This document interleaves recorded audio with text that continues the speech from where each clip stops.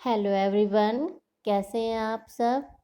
आज हम इस वीडियो में पढ़ेंगे क्लास 6 एनसीईआरटी बालराम कथा का पाठ नंबर 2 जंगल और जनकपुर। चलो स्टार्ट करते हैं।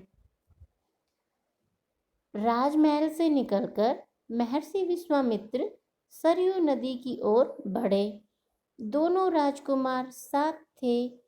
उन्हें नदी पार करनी थी आश्रम पहुंचने के लिए। विश्वामित्र ने अयोध्या के निकट नदी पार नहीं की। दूर तक सरयू के किनारे किनारे चलते रहे, दक्षिणी तट पर, उसी तट पर जिस पर अयोध्या नगरी थी।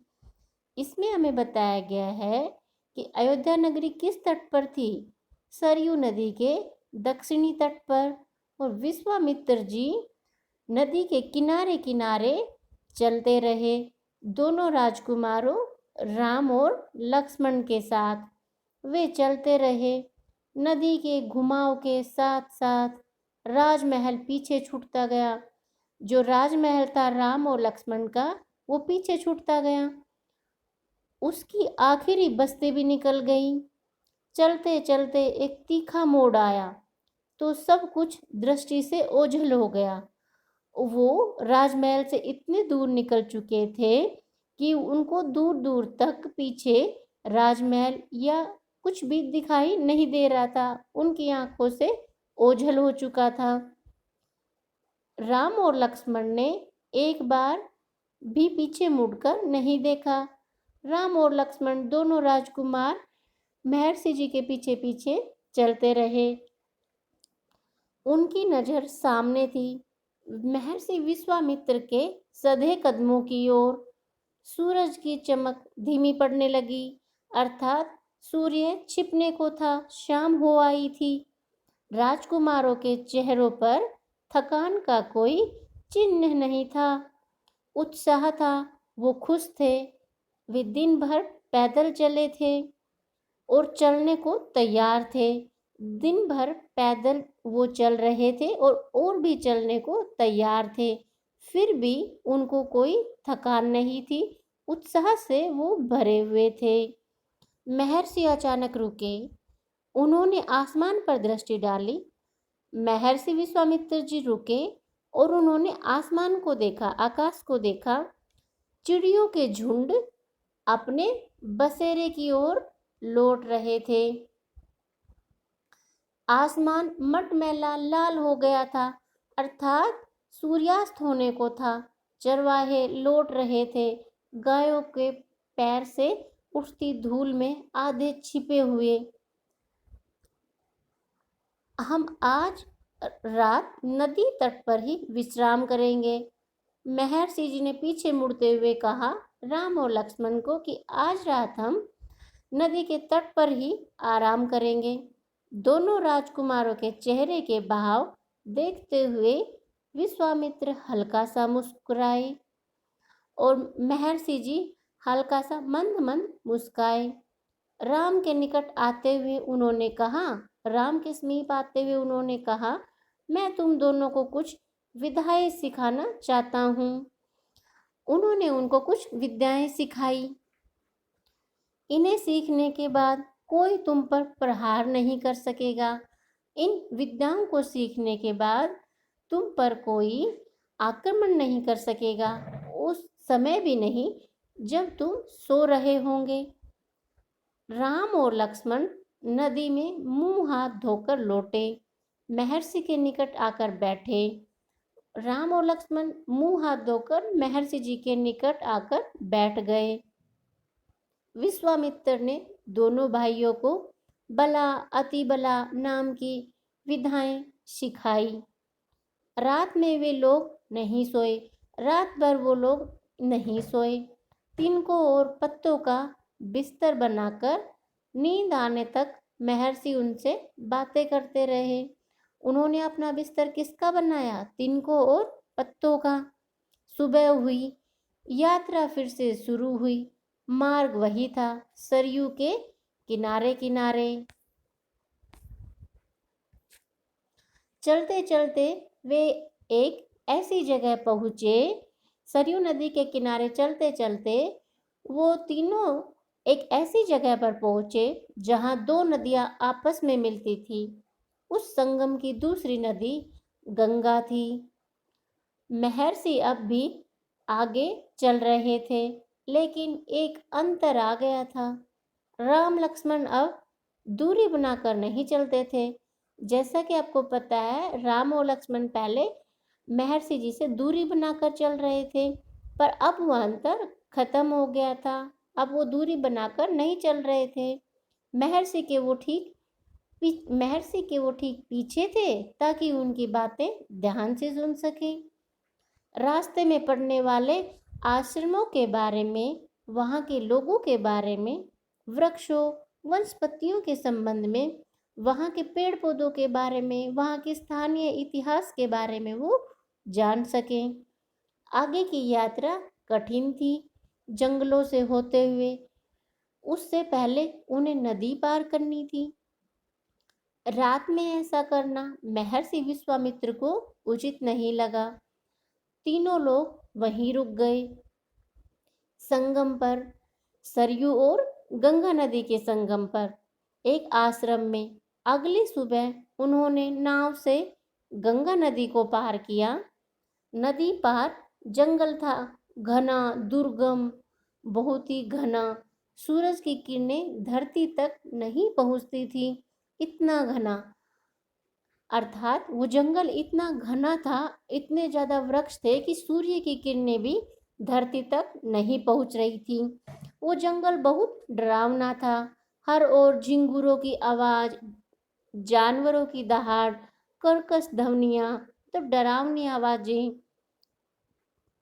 राम और लक्ष्मण को आश्वस्त करते हुए महर्षि ने कहा, ये जानवर और वनस्पतियां जंगल की शोभा हैं, इनसे कोई डर नहीं है। असली खतरा राक्षसी ताड़का से है।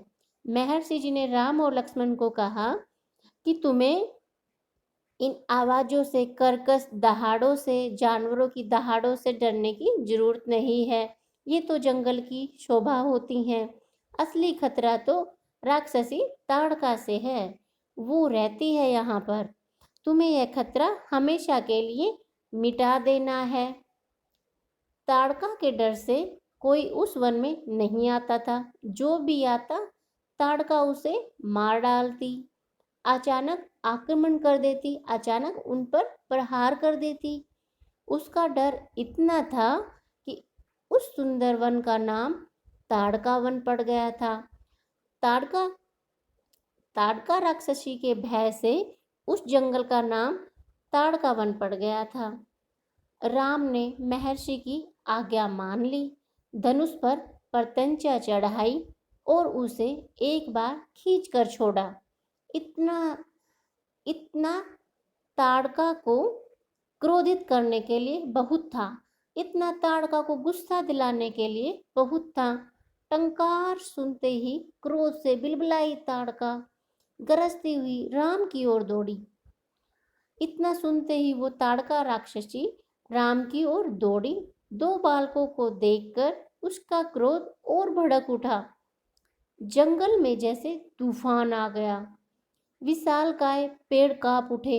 जो बड़े बड़े वृक्ष थे जंगल के, वो कांप उठे। पत्ते टूटकर इधर उधर उड़ने लगे। जो वृक्षों के पत्ते थे वो टूटकर इधर उधर उड़ने लगे। धूल का घना बादल छा गया, उसमें कुछ दिखाई नहीं पड़ता था। फिर ताड़का ने पत्थर बरसाने शुरू कर दिए। फिर ताड़का ने राम लक्ष्मण पर पत्थर बरसाने शुरू कर दिए। राम ने उस पर बाण चलाए, फिर राम ने उस पर बाण चलाए। लक्ष्मण ने भी निशाना साधा। ताड़का बाणों से घिर गई। राम का एक बाण उसके हृदय में लगा, अर्थात उसके दिल में लगा। वह गिर पड़ी, फिर नहीं उठ पाई, अर्थात ताड़का का वध हो गया। विश्वामित्र बहुत प्रसन्न हुए। महर्षि बहुत ही खुश हुए। उन्होंने राम को गले लगा लिया। उन्होंने दोनों राजकुमारों को 100 तरह के नए अस्त्र शस्त्र दिए। उनका प्रयोग करने की विधि बताई, अर्थात तरीका बताया, उनका महत्व समझाया। महर्षि का आश्रम वहां से अधिक दूर नहीं था, लेकिन तब तक रात हो चली थी। विश्वामित्र ने वह दूरी अगले दिन तय करने का निर्णय लिया। ताड़का मर चुकी थी, उसका भय नहीं था। तीनों ने रात वहीं बिताई, ताड़का वन में, जो अब पूरी तरह भय मुक्त था, जो वन अब पूरी तरह डर से मुक्त था, क्योंकि ताड़का राक्षसी अब मर चुकी थी। सुबह जंगल बदला हुआ था। अब वह ताड़का वन नहीं था, क्योंकि ताड़का नहीं थी। भयानक आवाजें गायब हो चुकी थी। पत्तों से गुजरती हवा थी, उनकी सरसराहट का संगीत था, चिड़ियों की चहचहाहट थी, शांति थी, तस्वीर बदल गई थी। ताड़का के मरने से वहां के सभी पक्षी, पेड़ पौधे भयमुक्त हो गए थे। सब आराम से भ्रमण कर सकते थे। सिद्ध आश्रम का अंतिम पड़ाव था महर्षि का आश्रम। रास्ता छोटा भी था, मनोहारी भी। प्राकृतिक सौंदर्य का आनंद लेते तीनों लोग जल्दी ही आश्रम पहुंच गए। आश्रम वासियों ने उनकी आगवानी की, अभिनंदन किया, उनकी प्रसन्नता दोगुनी हो गई थी।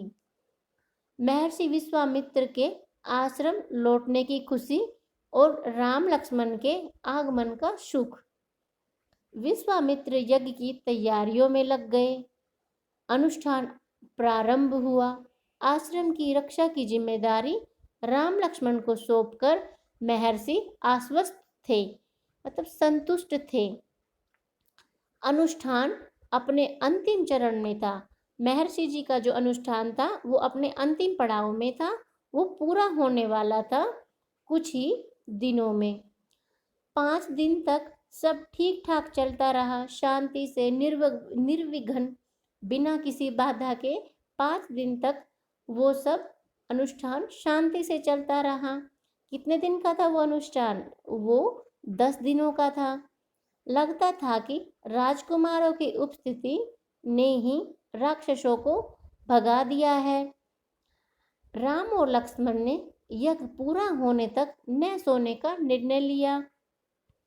राम और लक्ष्मण ने निर्णय लिया, ये फैसला किया कि जब तक यज्ञ पूरा नहीं हो जाता तब तक वो नहीं सोएंगे। वे लगातार जागते रहेंगे, चौकस रहेंगे, चौकन्ने रहेंगे। कमर में तलवार, अपनी कमर पे तलवार लेकर, पीठ पर तुनीर, पीठ पर बाण लेकर, हाथ में धनुष, प्रत्यंचा चढ़ी हुई, हर स्थिति के लिए तैयार। अनुष्ठान का अंतिम दिन था, मतलब अनुष्ठान का 10वां दिन था। अचानक भयानक आवाजों से आसमान भर गया। सुबाहु और मारीच ने राक्षसों के दल बल के साथ आश्रम पर धावा बोल दिया। सुबाहु और मारीच कौन है? 2 राक्षस हैं। उन्होंने अपने दूसरे राक्षसों के साथ मिलकर आश्रम पर धावा बोल दिया। मारीच क्रोधित था, मारीच बहुत गुस्से में था। यज्ञ के अलावा भी इस बात से कि राम लक्ष्मण ने उनकी माँ को मारा था, ताड़का को। मारीच की माँ का क्या नाम था? ताड़का। राम ने राक्षसों का हमला होते ही कार्रवाई की, धनुष उठाया, मारीच को निशाना बनाया। मारीच बाण लगते ही मूर्छित हो गया, अर्थात राम का बाण लगते ही मारीच बेहोश हो गया। बाण के वेग, जो बाण की तीव्रता थी, से बहुत दूर जाकर गिरा। मारीच राम के बाण की जो तीव्रता थी, वेग था, उससे वो बहुत दूर जाकर गिरा, समुद्र के किनारे। पर वह मरा नहीं। जब होश आया तो उठकर दक्षिण दिशा की ओर भाग गया। राम का दूसरा बाण सुबाहु को लगा, क्योंकि मारीच तो भाग गया वहां से। दूसरा बाण सुबाहु को लगा, उसके प्राण वहीं निकल गए, अर्थात उसका निधन हो गया। सुबाहु के मरने पर राक्षस सेना में भगदड़ मच गई। वे चीखते चिल्लाते भागे, कुछ लक्ष्मण के बाणों का शिकार हुए। अन्य जान बचाकर भाग खड़े हुए। महर्षि विश्वामित्र का अनुष्ठान संपन्न हुआ अर्थात पूरा हुआ। राम ने महर्षि को प्रणाम करते हुए पूछा, अब हमारे लिए क्या आज्ञा है मुनिवर? राम ने उनसे पूछा कि आप हमें जिस काम के लिए लेके आए थे वो तो अब संपन्न हुआ, अब हमारे लिए ऋषिवर क्या आज्ञा है? महर्षि ने राम को गले लगाया, कहा, हम लोग यहाँ से मिथिला जाएंगे, महाराज जनक के यहाँ। महर्षि ने राम को कहा कि अब हम यहाँ से मिथिला जाएंगे महाराज जनक के यहाँ, विदेह राज के दरबार में। मैं चाहता हूँ कि तुम दोनों मेरे साथ चलो उनके आयोजन में हिस्सा लेने।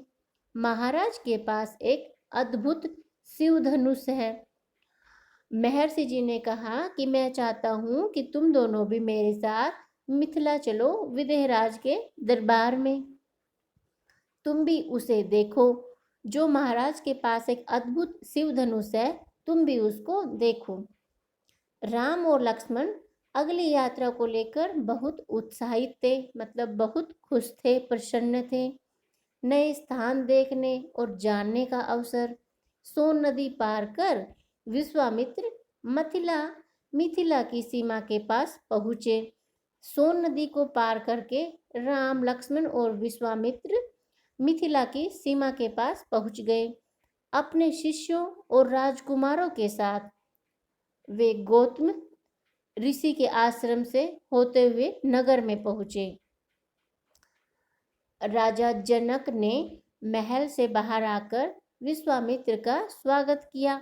मिथिला पहुंचने पर राजा जनक ने राम, लक्ष्मण और विश्वामित्र जी का स्वागत किया। तभी उनकी दृष्टि राजकुमारों पर पड़ी। विदेहराज चकित रह गए, वे स्वयं को रोक नहीं पाए। महर्षि से पूछा, ये सुंदर राजकुमार कौन है? मैं इनके आकर्षण से खिंचता जा रहा हूँ, मतलब मैं इनकी ओर आकर्षित हो रहा हूँ, मोहित हो रहा हूँ। ये राम और लक्ष्मण हैं। महर्षि जी ने कहा, महाराज दशरथ के पुत्र, मैं इन्हें अपने साथ लाया हूँ आपका अद्भुत धनुष दिखाने। विदेहराज ने महर्षि, उनके शिष्यों और राजकुमारों के ठहरने की व्यवस्था की, उनका रहने के लिए प्रबंध किया। एक सुंदर उद्यान में, एक सुंदर बाग में। अगले दिन सभी आमंत्रित लोग, ऋषि मुनि और राजकुमार यज्ञशाला में उपस्थित हुए। वहां महर्षि ने फिर धनुष का उल्लेख किया। महाराज जनक ने अपने अनुचरों को आज्ञा दी, अपने सेवकों को आज्ञा दी, शिव धनुष को यज्ञशाला में लाया जाए। जो उनका शिव धनुष है, अद्भुत जो शिव धनुष है, उसको यज्ञशाला में लाया जाए। शिव धनुष सचमुच विशाल था, शिव धनुष सचमुच बहुत बड़ा था। लोहे की पेटी में रखा हुआ था। पेटी में पहिए लगे हुए थे, 8 पहिए। उसे उठाना लगभग असंभव था, मतलब नामुमकिन था। पहियों के सहारे खिसकाकर उसे एक से दूसरी जगह ले जाया जाता था, मतलब उसको उठाना बहुत ही मुश्किल था।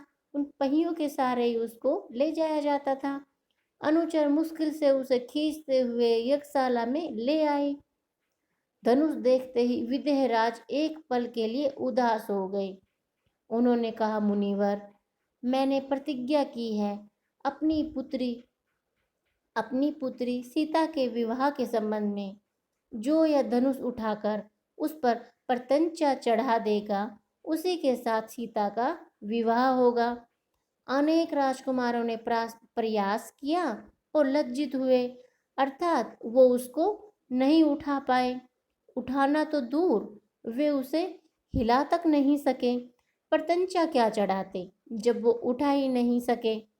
विदेहराज का संकेत समझकर महर्षि विश्वामित्र ने राम से कहा, उठो वत्स, उठो पुत्र, यह धनुष देखो, इस धनुष को देखो।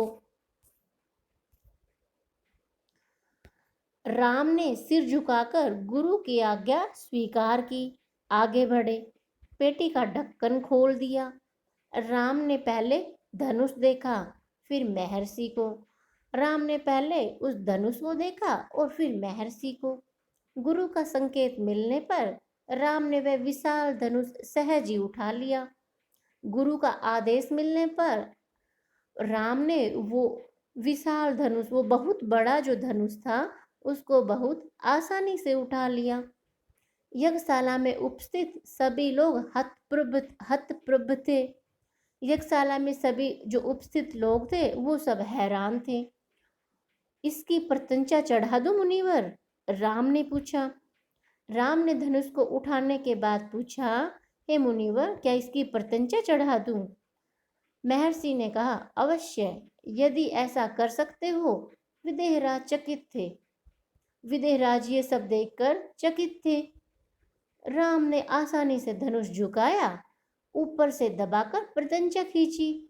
दुआब से धनुष बीच से टूट गया, उसके 2 टुकड़े हो गए, बच्चों के खिलौने की तरह। यज्ञशाला में सन्नाटा छा गया। सब चुप थे, एक दूसरे की ओर देख रहे थे। जैसे ही धनुष टूटा तो यज्ञशाला में एक सन्नाटा छा गया, एक शांति छा गई। सब लोग चुप थे और एक दूसरे की ओर बस देख रहे थे।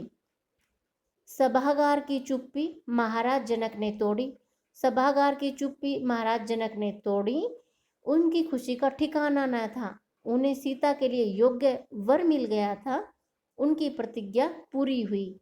महाराज जनक की जो प्रतिज्ञा थी कि जो इस धनुष को उठाएगा मैं उसी के साथ अपनी पुत्री का विवाह करूंगा, उनकी यह प्रतिज्ञा पूर्ण हो चुकी थी। जनक राज ने कहा, मुनिवर, हे ऋषि, आपकी अनुमति हो तो मैं महाराज दशरथ के पास संदेश भेजूं। अगर आप आज्ञा दें तो मैं महाराज दशरथ के पास संदेश भेजूं, बारात लेकर आने का निमंत्रण, बारात लेकर आने का न्योता। यह शुभ संदेश उन्हें शीघ्र भेजना चाहिए। महर्षि की अनुमति से दूत अयोध्या भेजे गए, सबसे तेज चलने वाले रथों से। इस बीच जनकपुर में धूम मच गई, खुशी छा गई। बारात के स्वागत की तैयारियां होने लगी। नगर की प्रसन्नता चरम पर थी। नगर की प्रसन्नता का ठिकाना न रहा। महाराज जनक का संदेश मिलते ही अयोध्या में भी खुशी छा गई। आनंद फानन में बारात तैयार हुई। जल्दी जल्दी में बारात तैयार हुई। हाथी, घोड़े, रथ, सेना, हाथी घोड़ों को, रथ, सेना को, सभी को तैयार किया गया। बारात को मिथिला पहुंचने में 5 दिन लग गए। जनकपुरी जगमगा रही थी। जनकपुरी पूरी रोशनी से जगमगा रही थी। हर मार्ग पर तोरण द्वार, हर जगह फूलों की चादर, एक एक कोना सुवासित। हर घर के प्रवेश द्वार पर वंदनवार, हर घर के जो प्रवेश द्वार थे वहाँ पे वंदनवार लगे हुए थे। एक एक घर से मंगल गीत। मुख्य मार्ग पर दर्शकों की अपार भीड़।